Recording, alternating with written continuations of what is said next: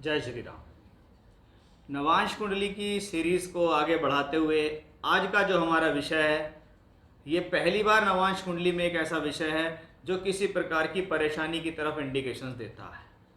यानी हम नवांश कुंडली से कैसे पता लगा सकते हैं कि हमारे जीवन में कुछ बड़ा प्रॉब्लम, कोई बड़ा क्राइसिस, कोई लॉस, कोई दुर्घटना या नुकसान हो सकता है। इसके लिए महर्षि पराशर जी ने नवांश कुंडली के अंदर एक 64वां नवांश दिया है, जिसको उन्होंने एक अशुभ नवांश कहा है। बहुत आसान तरीके से समझें तो एक राशि में 30 अंश होते हैं और 3 डिग्री 20 मिनट का एक नक्षत्र कह लीजिए, नक्षत्र का एक चरण कह लीजिए, एक नवांश कह लीजिए, यानी एक राशि में 9 नवांश हैं।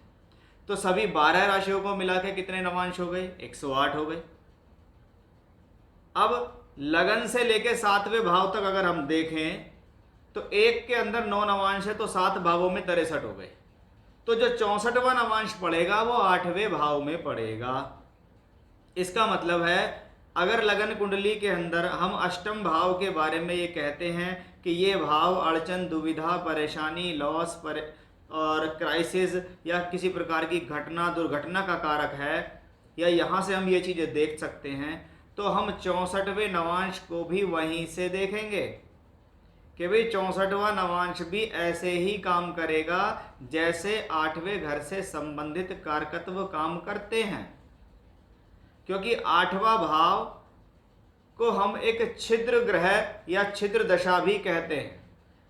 शास्त्र कहता है कोई ग्रह 8वें घर में बैठा है, 8वें घर का स्वामी है, यानी अष्टम भाव का स्वामी, अष्टम भाव में बैठे हुए ग्रह, अष्टम भाव के स्वामी के साथ बैठे हुए ग्रह, या अष्टम भाव का स्वामी किसी को देख रहा है, साथ ही साथ 64वां नवांश और 22वां दृष्टिकोण, ये सब 8वें घर के अंदर आते हैं, जिसको हम छिद्र ग्रह कहते हैं। ये सभी ग्रह जीवन में नुकसान करने में सक्षम होते हैं क्योंकि ये 8वें घर से जुड़े हुए हैं। यानी हमें एक बात समझ में आती है कि भाई ये 64वें नवांश नाम की जो चीज़ है ये 8वें घर से संबंधित है। इसीलिए महर्षि पराशर जी ने इस पर ज़्यादा जोर दिया है। इसको हम लगन से तो 8वां देख ही रहे हैं कि भाई लगन से 64वां नवांश हम इस तरीके से देखते हैं। अलग अलग शास्त्रकार अलग अलग क्लासिकल्स बुक्स में इसके बारे में बताया गया है। कोई इसको लगन से देख रहा है, कोई इसको चंद्र से देख रहा है, लेकिन अधिक मत क्या है? उन्होंने कहा है कि भी चंद्रमा से 64वां नवांश निकलता है, और जब हम चंद्रमा से देख सकते हैं 64वां नवांश, तो हम किसी भी ग्रह का 64वां नवांश निकाल सकते हैं। अब इसको थोड़ा और इजी कर लेते हैं, क्योंकि बात तो पहले समझ में आ गई भाई 64वां नवांश निकल के कहाँ से आया है, कि भैया ये 8वें घर का एक छुपा हुआ हिस्सा है। जैसे पिछले वीडियो में मैंने राशि तुल्य नवांश छुपा हुआ हिस्सा बताया था, वो शुभ था। अब ये एक अशुभ संज्ञा की तरफ जाता है कि जीवन में अगर कोई परेशानी आ रही है तो कहीं ना कहीं उसका संबंध 64वें नवांश से आता है, और 64वां नवांश जीवन में परेशानी, घटना, दुर्घटना, क्राइसिस, लॉस, अलगाव, विच्छेद, सेपरेशन, शारीरिक, मानसिक और आर्थिक लॉस देने में सक्षम है। ये 64वां नवांश, जिसको हम खराब नवांश या खर नवांश भी कहते हैं। अब ये 64वां नवांश हम देखते कैसे हैं, कैसे पता लगे जी हमें 64वां नवांश कहाँ मिलेगा? तो इसके लिए ज़्यादा दिमाग लगाने की ज़रूरत नहीं है।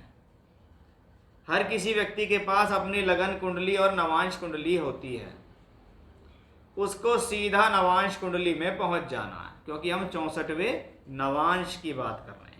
ठीक है कि भैया कैसे ज्ञात करें 64वां नवांश और कैसे यूज करें, ये दोनों चीज़ें जरूरी हैं। कि भी पता तो लग गया 64वां नवांश, लेकिन कैसे ज्ञात करें और कैसे यूज करें और कैसे इससे सचेत रह सकते हैं।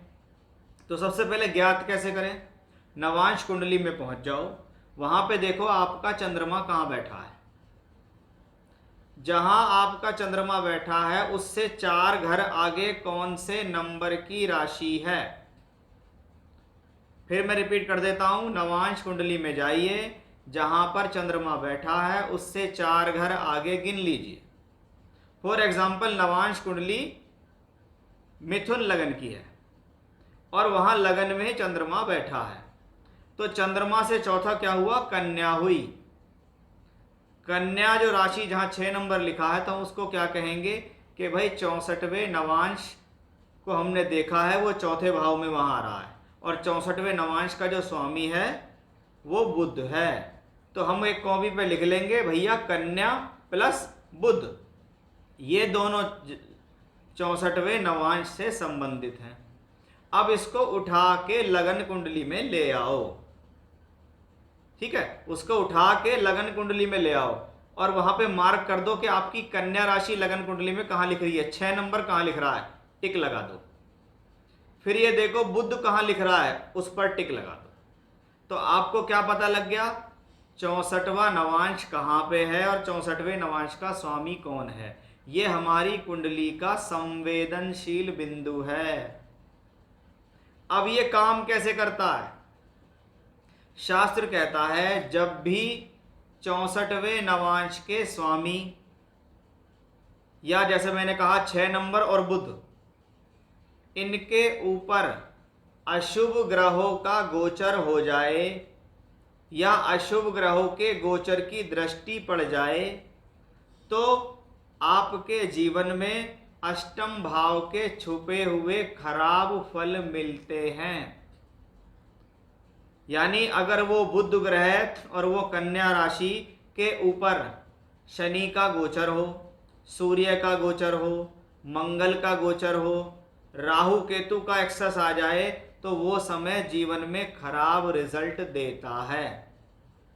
जिसमें सूर्य और मंगल ग्रह थोड़े समय के लिए खराब करते हैं, लेकिन शनि और राहु जैसे ग्रह लंबे समय तक खराब कर सकते हैं, क्योंकि इनका गोचर लंबे समय तक होता है। अब यदि 64वें नवांश के स्वामी का संबंध, जैसे हमने बुध ग्रह निकाला, उसका संबंध लगन कुंडली के अष्टम भाव या अष्टम के स्वामी से आ गया किसी भी तरीके से, तो ये और अधिक खराब होगा, क्योंकि ये 8वें घर से ही तो निकला हुआ है। तो हमने क्या कहा कि हमारे 64वें नवांश का स्वामी अष्टम भाव से संबंध बन गया, यानी ये प्योरली रूप से एक छिद्र ग्रह हो गया। अब इससे घबराना है। इसमें निजात कहां मिल सकती है? अगर ये बुध ग्रह जिसको हमने एग्जाम्पल में लिया, ये लगन कुंडली के अंदर केंद्र या त्रिकोण का स्वामी हो रहा हो, तो ये कम अशुभ फल करेगा। और अगर ये वहां पर खराब भावों का स्वामी हुआ हो और खराब जगह ही स्थित हो, तो जैसे ही जीवन में इसके ऊपर अशुभ ग्रह का गोचर आएगा, तभी आपके जीवन में लॉस हो जाएगा। या फिर जब भी इस ग्रह से संबंधित महादशा अंतर या प्रत्यंतर आई और अशुभ ग्रह का गोचर भी हो गया, तो भी ये बढ़ चढ़कर भूमिका लेगा, बढ़ चढ़कर आपका नुकसान करेगा। इसलिए 64वां नवांश एक बड़ा ही संवेदनशील बिंदु है। इसका काम ही आपके जीवन में क्राइसिस और लॉस करने का है। शास्त्र में इसके लिए कहा गया कि ये शारीरिक, आर्थिक और मानसिक तीनों रूप में तोड़ सकता है। अगर किसी को आयु का खंड पूरा हो चुका है और मार्केश की दशा आ गई है, तो ये मार्केश में भी बढ़ चढ़ के हिस्सा लेगा। अब मैं आपके सामने कुंडली लगाता हूं श्रीमती इंदिरा गांधी जी की। उसमें हम उनकी डेथ का ट्रांजिट और ये लेंगे कि जानते हैं कि भैया ये 1984 में एक्सपायर हुई थी इंदिरा गांधी जी, तो उस समय किन ग्रहों की महादशा अंतर प्रत्यंतर थी और 64वें नवांश के स्वामी का क्या संबंध बन रहा था। इसको अब एग्जाम्पल पे समझ लो तो शायद आपको ज़्यादा समझ में आएगा, क्योंकि जब आप इसे समझ जाएंगे तो आप अपनी कुंडली पर भी लगा के देख सकते हैं कि भाई मुझे 64, अपने उस पर लिख लो कि भाई 64वें नवांश ये है, ये मेरा संवेदनशील बिंदु है। जब भी ये खराब दशा से संपर्क बनाएगा तो प्रॉब्लम होगी, या खराब गोचर इस पे आएगा तो प्रॉब्लम होगी। इसलिए इस पॉइंट को बहुत ज़्यादा ज़रूरी समझना ज़रूरी है, इसलिए मैं आपको ले चलता हूँ एक चार्ट पर। और आइए देखते हैं कि इंदिरा गांधी जी की हॉरोस्कोप में ये नियम किस तरीके से उनकी मृत्यु पर कार्य कर रहा है। अब आइए इस योग को हम इंदिरा गांधी जी की पत्रिका पे देखते हैं। इनका डेट ऑफ बर्थ है 19 नवंबर 1917, रात के 11:11 इलाहाबाद में इनका जन्म हुआ है, जो अब प्रयागराज हो गया है। अब इनकी जो कुंडली है वो कर्क लगन की और मकर राशि की कुंडली है। कुंडली के अंदर हम बात कर रहे थे 64वें नवांश की। तो सबसे पहले हमने देखा था कि अभी हमें 8वां घर जरूर देखना चाहिए कि 8वां घर और उससे संबंधित कौन कौन से ग्रह हैं। हमने देखा भी 8वें घर और उससे संबंधित 2 ग्रह हमारे पास हैं।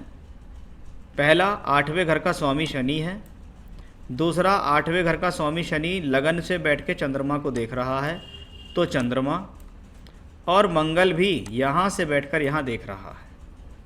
यानी हम क्या कहेंगे, 3 ग्रह हमारे पास ऐसे मिले जो अष्टम भाव से जुड़े हुए हैं।